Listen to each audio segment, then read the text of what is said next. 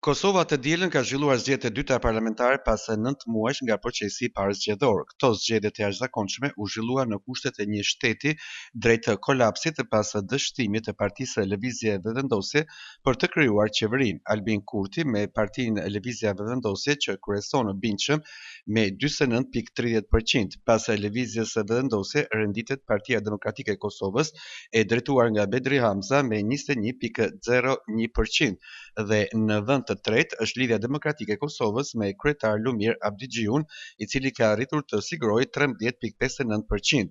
Nga ana tjetër, Albin Kurti ka shpallur fitoren e parakohshme, ndërsa ftoi edhe partitë opozitare për bashkëpunim. Ftoi nga tash partitë opozitare për bashkëpunim në kuvend për marrëveshjet ndërkombëtare, për ligjet e mira që do t'i procedojmë dhe për interesin publik të qytetarëve të Republikës. Edhe një herë urime të gjithë qytetarëve, mërgatës dhe secilit pa dallim, fitoren historike që është në rrugë të mbarë të tejkaloj edhe 14 shkurtin e vitit 2021. Kurti në konferencë për media pas procesit zgjedhor u pyet edhe për bashkëpunimin me Shqipërinë, kur tha se janë të interesuar të arrisin bashkëpunimin me shtetin shqiptar. Ne bashkëpunojmë me Republikën e Shqipërisë, me cilën do qeveri që është aty.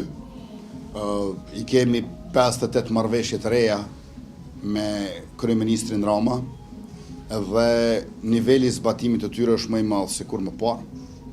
Unë nuk jam në dieni të atyre akuzave që thatë ju, por në të njëjtën kohë ne jemi të interesuar që afrimi edhe bashkëpunimi me Shqipërinë të rritet gjithnjë më shumë. Me rezultatin që ka marrë Albin Kurti në bazë të përllogëritjes mund të prodhojë 56 deputet.